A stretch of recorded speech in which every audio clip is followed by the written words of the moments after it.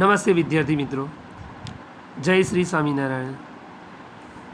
વિદ્યાર્થી મિત્રો, ધોરણ 9 અને 10 માટે બંને માટે ઉપયોગી તેવા ટેન્સીસ ગ્રામરના એટલે કે કાળ આપણે શીખી રહ્યા છીએ.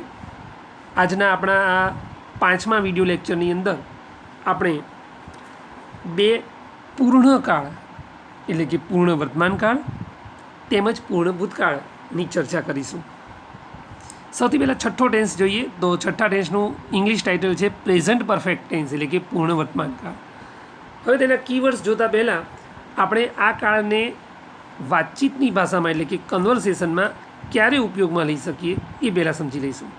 તો વિદ્યાર્થી મિત્રો, પૂર્ણ વર્તમાન કાળ આપણે બે સંજોગોમાં ઉપયોગમાં લઈ શકીએ. ખાસ તો એક તો કોઈ ક્રિયા થોડા સમય પહેલાં જ પૂર્ણ થઈ છે તેવું દર્શાવવા માટે, બરાબર છે. દાખલા તરીકે તમે થોડા સમય પહેલાં હોમવર્ક પૂરું કર્યું હોય, થોડા સમય પહેલાં તમે રમીને ઘરે પાછા પરત ફર્યા હોય, કે થોડા સમય પહેલાં જ પિતાજી ઓફિસેથી ઘરે આવ્યા હોય, તો આવા કોઈ પણ ક્રિયા કે જે થોડા સમય પહેલાં જ પૂર્ણ થઈ હોય તેને દર્શાવવા માટે પૂર્ણ વર્તમાન કાળ ઉપયોગમાં લેવામાં આવે છે.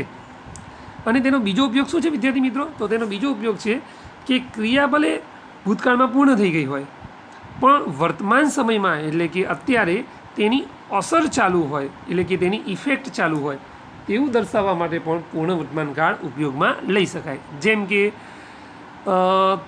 તમારું હોમવર્ક કમ્પ્લીટ થઈ ગયું છે, વાંચવાનું કમ્પ્લીટ થઈ ગયું છે અડધો કલાક પહેલાં, પણ તમે હજી તમારી બેગ ભરી રહ્યા છો, તમારા ચોપડા વ્યવસ્થિત ગોઠવી રહ્યા છો અને એ દરમિયાન કોઈ મિત્રનો ફોન આવે તો તમે કહી શકો પૂર્ણ વર્તમાન કાળના વાક્યમાં કે ભાઈ મેં મારું રીડિંગ કે મારું હોમવર્ક હજી હમણાં થોડા સમય પહેલાં જ પૂર્ણ કર્યું છે, બરાબર છે.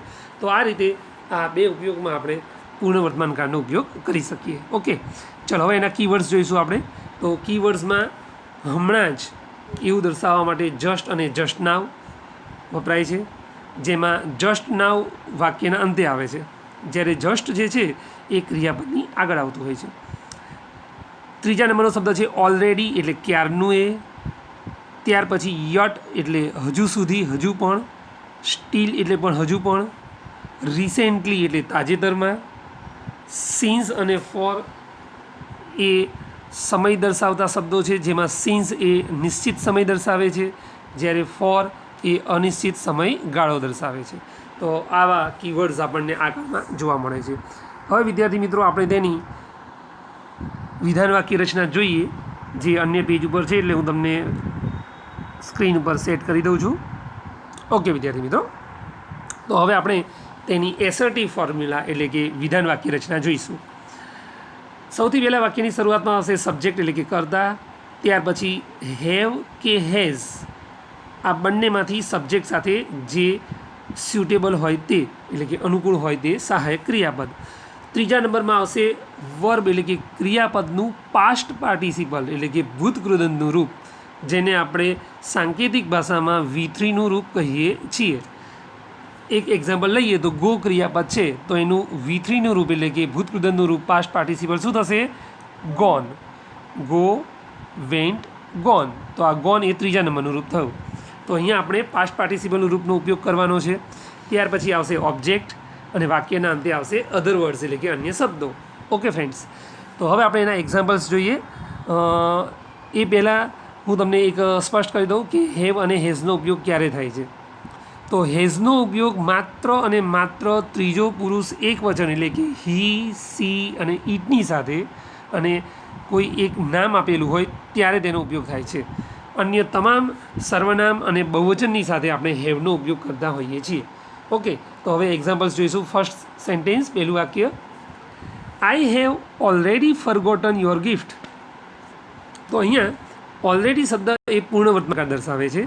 આઈની સાથે આપણે હેવ વપરાયું છે અને ફરગેટ ક્રિયાપદનું ત્રીજું રૂપ ફરગોટન છે, બરાબર છે.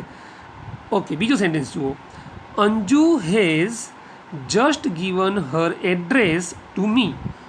અહીંયા તમે જોઈ શકો છો કે કીવર્ડ કયો છે? જસ્ટ, હમણાં જ. અંજુ ત્રીજો પુરુષ એકવચન ગણાય માટે હેઝ અને ગીવ ક્રિયાપદનું ત્રીજું રૂપ આપેલું છે ગિવન, બરાબર છે.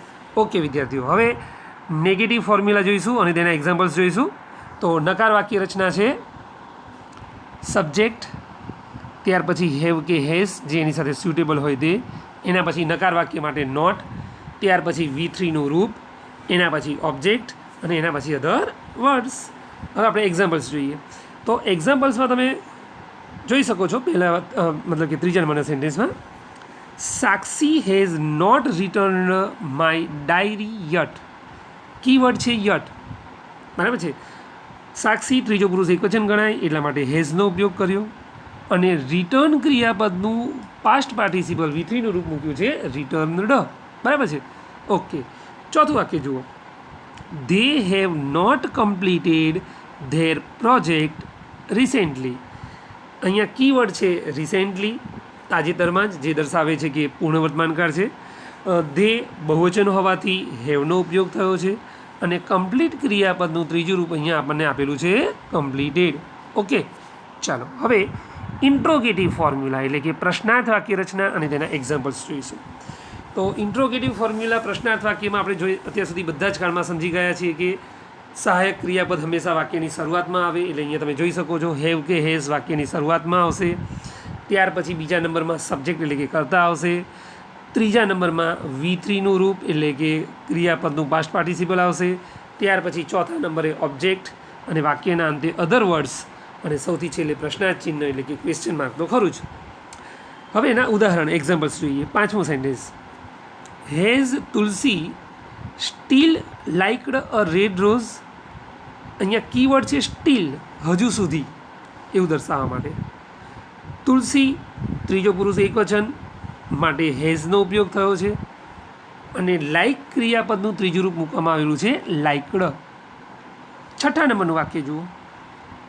Have Nirav and his friends played kabaddi just now. અહીંયા કીવર્ડ્સમાં તમે જોઈ શકો છો જસ્ટ નાવ આપેલું છે. હેવ શા માટે વપરાયું છે? કારણ કે નીરવ એક છોકરાનું નામ નથી આપ્યું, પણ નીરવ અને તેના મિત્રો એટલે બહુવચન થઈ ગયું માટે હેવનો ઉપયોગ કર્યો છે અને પ્લે ક્રિયાપદનું ત્રીજા નંબરનું રૂપ થશે પ્લેડ. ઓકે, તો તમને પ્રશ્નાર્થ વાક્ય રચના પરથી એક્ઝામ્પલ્સ ખ્યાલમાં આવી ગયા હશે વિદ્યાર્થી મિત્રો. હવે આપણે એના WH ક્વેશ્ચન્સ જોઈશું જે બીજા પેજ પર છે, એટલે હું તમને હવે એ શેર કરી દઉં છું.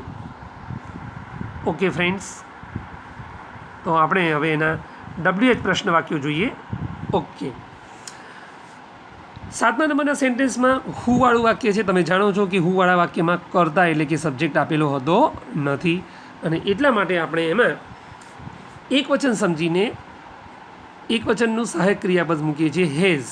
હુ has taken a new admission in our class just now. તો અહીંયા કીવર્ડ છે જસ્ટ નાવ. હેઝની સાથે ટેક ક્રિયાપદનું ત્રીજું રૂપ વપરાયેલું છે ટેકન. ટેક, ટૂક અને ટેકન, બરાબર છે વિદ્યાર્થી મિત્રો. 8મા નંબરના સેન્ટેન્સમાં જુઓ. What has Dhara drunk in a party recently. Keyword ઓળખસૂચક શબ્દ છે રિસેન્ટલી.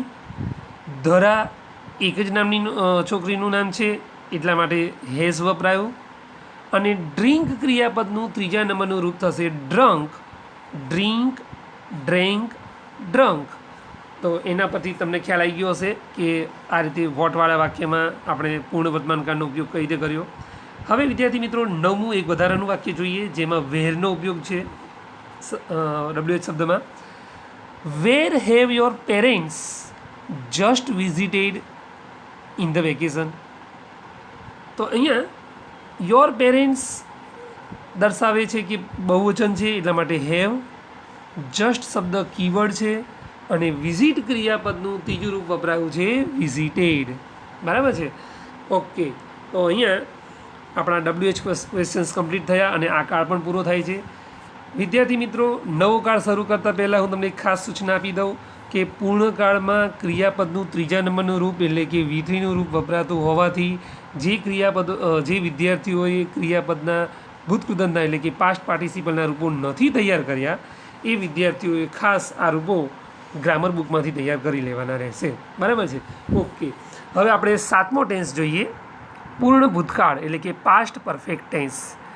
સૌથી પહેલાં તમને સ્ક્રીન પર તેનો ઉપયોગ લખેલો દેખાય છે, એ તમે ધ્યાનથી જોઈ લો. થોડો અઘરો કાળ છે એટલે મેં ઉપયોગ તમને સ્ક્રીન ઉપર નોટમાં લખીને પણ બતાવેલ છે. તો ઉપયોગ એનો છે ભૂતકાળમાં અનુક્રમે બનતી બે ક્રિયા, અનુક્રમે એટલે વારાફરતી કોઈ બે ક્રિયા 1 by 1 બનતી હોય તો એ બે ક્રિયા કે ઘટનામાંથી જે પ્રથમ ક્રમે બની હોય એને પૂર્ણ ભૂતકાળમાં દર્શાવાય છે, જ્યારે જે ક્રિયા કે ઘટના પછીથી બનેલી હોય એને દર્શાવવા માટે આપણે સાદો ભૂતકાળ વપરાય છે. ઓકે, તો આ કાળમાં પણ ચાલુ ભૂતકાળની જેમ જ બે ક્રિયાવાળા વાક્યો વધારે જોવા મળશે, જેમાં વચ્ચે સંયોજક આવશે. બરાબર. ઓકે, તો ઉપયોગ તમે સમજી ગયા છો. હવે આપણે કીવર્ડ્સમાં જોઈએ. વેન, બરાબર છે, એ વેન શબ્દ ચાલુ ભૂતકાળમાં પણ હતો અને આમાં પણ આવશે. એટલે અમુક ક્રિયા એવી હોય કે જે તમે ચાલુમાં ના દર્શાવી શકો, એ પછી પૂર્ણ ભૂતકાળમાં આવે, એ ખાસ ધ્યાનમાં રાખવાનું. બિફોરમાં પણ એના અર્થ પ્રમાણે બિફોર એટલે અગાઉ, પહેલાં. તો બિફોરની આગળનું જે વાક્ય હોય એમાં પૂર્ણ ભૂતકાળ આવે, એ ખાસ સમજવાનું હોય એના અર્થ પ્રમાણે. અને પાછળના વાક્યમાં સાદો ભૂતકાળ આવે. એ જ આફ્ટર એટલે પછી, તો એના મિનિંગ અર્થ પ્રમાણે જ આફ્ટરની પછીથી જે વાક્ય આવે એમાં પૂર્ણ ભૂતકાળ આવે, જ્યારે આફ્ટરની પહેલાંનું જે શરૂઆતનું વાક્ય હોય એમાં સાદો ભૂતકાળ આવે. ઓકે, આ ઉપરાંત બીજા કીવર્ડ્સમાં તમને બીકોઝ, સો, ધેરફોર, અધરવાઇઝ જેવા સંયોજકોની સાથે બે ક્રિયાઓવાળું વાક્ય પણ આપેલું હોઈ શકે. ઓકે, તો કીવર્ડ્સ તમે સમજી ગયા હશો.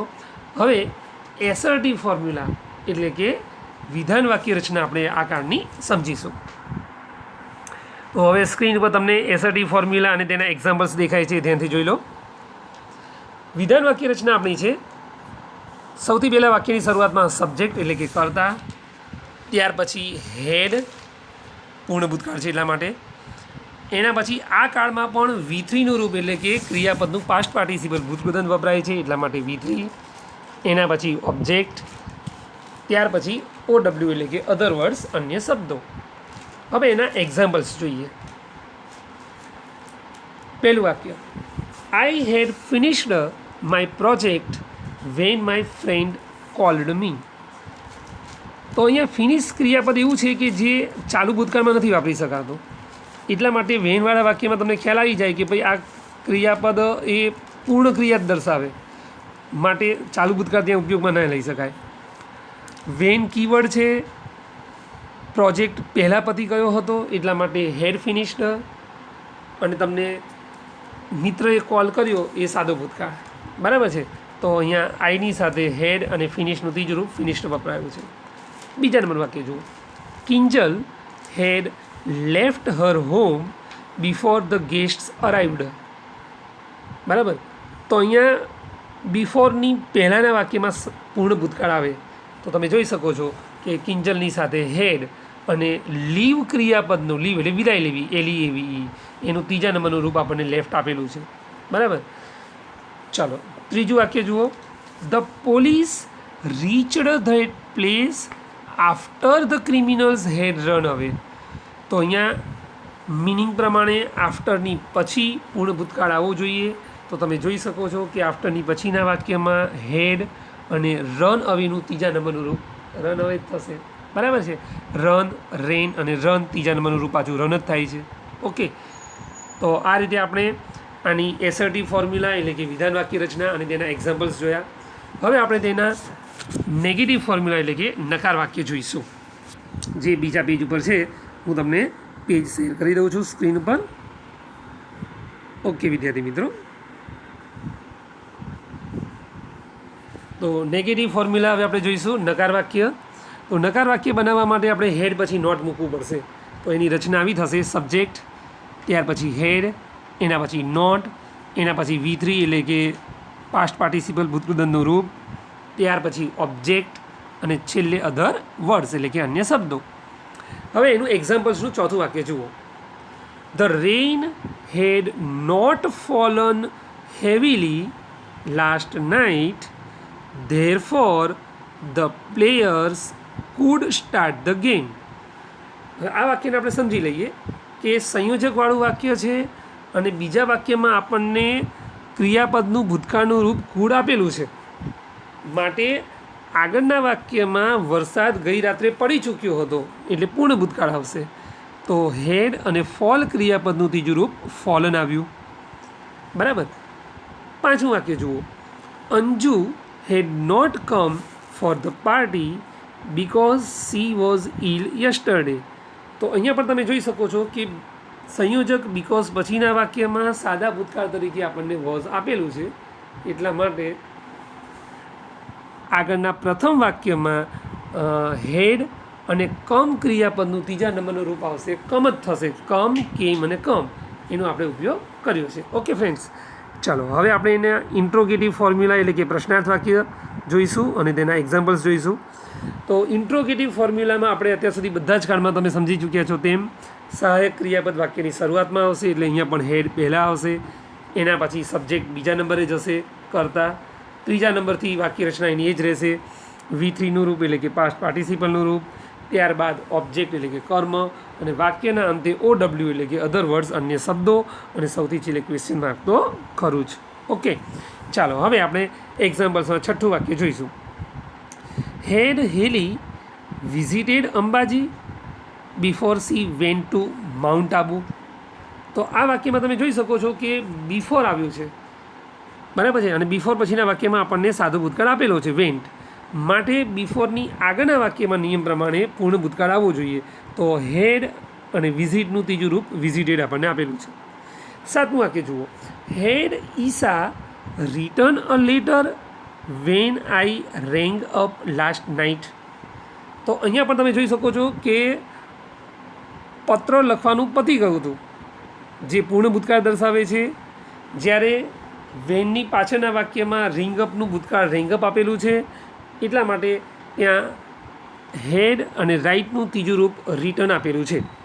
જો કે વિદ્યાર્થી મિત્રો, આ વાક્યમાં પત્ર લખવાની ક્રિયા ચાલુ હતી તેવું દર્શાવવા માટે તમે વોઝ રાઇટિંગ મૂકો તો પણ આન્સર ખોટો ન ગણાય, કારણ કે લખવાની ક્રિયા એવું છે કે જે ચાલુ કાળમાં પણ દર્શાવી શકાય અને પૂર્ણ કાળમાં પણ દર્શાવી શકાય, બરાબર છે. તો આ વાક્યના બે આન્સર્સ આવી શકે. એક તો તમને અહીંયા સ્ક્રીન ઉપર જે વાક્યમાં દેખાય છે તે રીતે હેડ રિટર્ન, રાઇટનું ત્રીજું રૂપ રાઇટ, રોટ અને રિટર્ન, અને બીજો આન્સર શું આવી શકે? વોઝ અને રાઇટિંગ. ઓકે, તો બંને રીતે તમે આ વાક્યનો ઉપયોગ કરી શકો છો કન્વર્સેશન એટલે કે વાતચીતની અંદર. ચાલો હવે આપણે એના WH ક્વેશ્ચન્સ જોવાના છે વિદ્યાર્થી મિત્રો. હવે સૌથી છેલ્લે તો WH પ્રશ્નમાં સૌથી પહેલાં હુવાળો પ્રશ્ન જોઈએ, જેમાં કરતા નથી આપેલો હતો. Who had stolen a purse of Ami before the crowd gathered. તો બિફોરવાળા વાક્ય અહીંયા આપણને આપ્યું છે કીવર્ડ તરીકે. પાછળના વાક્યમાં તમે જોઈ શકો છો કે ગેધર્ડ સાદો ભૂતકાળ દર્શાવે છે, માટે આગળના વાક્યમાં પૂર્ણ ભૂતકાળ આવશે હેડ અને સ્ટીલ ક્રિયાપદનું ત્રીજું રૂપ સ્ટીલ, સ્ટોલ અને સ્ટોલન, ચોરી લીધું, બરાબર છે. કોણે પર્સ ચોરી લીધું? બરાબર છે, ટોળું ભેગું થયા પહેલાં, એટલે પર્સ ચોરવાની ક્રિયા પહેલાં થઈ ગઈ છે, એટલા માટે પૂર્ણ ભૂતકાળ. ચાલો હવે 9મું વાક્ય જોઈએ, last sentence. Vote head my wife made for lunch when I કેમ હોમ લાસ્ટ સન્ડે. તો આ વાક્યમાં આપણે જોયું છે કે વેન પછી સાદો ભૂતકાળ કેમ આપ્યું છે અને લંચ બનાવવાની ક્રિયા પૂર્ણ થઈ ગઈ છે, એટલા માટે હેડ અને મેક ક્રિયાપદનું ત્રીજા નંબરનું રૂપ આવશે મેડ. તો આ રીતે WH ક્વેશ્ચન્સ પણ આપણે પૂર્ણ ભૂતકાળના જોયા વિદ્યાર્થી મિત્રો. તો આ સાથે વિદ્યાર્થી મિત્રો આપણા લગભગ તમારા સિલેબસમાં આવતા 9-10ના સિલેબસમાં આવતા મોટાભાગના ટેન્સીસ કમ્પ્લીટ થઈ છે, અને આ તમામ ટેન્સીસ તમે સારી રીતે અભ્યાસ કરી શકશો આપણા અલગ અલગ નંબરના વિડીયો લેક્ચર્સ જોઈને. અને સાથે ગ્રામર બુકમાંથી તમારી પાસે કોઈ પણ ગ્રામર બુક હોય તેમાંથી તમે વાક્યોની પ્રેક્ટિસ, ખાલી જગ્યા સ્વરૂપની કે પેરેગ્રાફ એક કાળમાંથી બીજા કાળમાં બદલવાના, તેની પ્રેક્ટિસ પણ કરી શકો છો. આપણે એક વિડીયો એક પેરેગ્રાફમાંથી બીજા પેરેગ્રાફમાં કઈ રીતે રૂપાંતર કરી શકાય તેનો તમને આપવામાં આવેલો જ છે. તે ઉપરાંત આપણે જરૂરિયાત મુજબ તમારા 9મા અને 10માની ઇંગ્લિશ ગ્રામર બુકમાંથી એ પ્રમાણના જે પેરેગ્રાફ આપેલા હશે એની પણ પ્રેક્ટિસ કરાવતો અન્ય એક વિડીયો આપણે ટૂંક સમયમાં જ લોન્ચ કરીશું. તો વિદ્યાર્થી મિત્રો, તમને સૌને ખાસ વિનંતી કે જો તમને આ ચેનલ મારી ગમી હોય તો તેને સબસ્ક્રાઈબ કરવાનું ચૂકશો નહીં, કે જેથી તમને વધુમાં વધુ માહિતી ઇંગ્લિશ ગ્રામરને લગતી મળતી રહે. તો સૌ વાચક મિત્રોને ખાસ વિનંતી કે મારી આ જે યુટ્યુબ ચેનલ જે વિડીયો ચેનલ છે તેને સબસ્ક્રાઈબ કરવાનું ચૂકશો નહીં. જય શ્રી સ્વામિનારાયણ.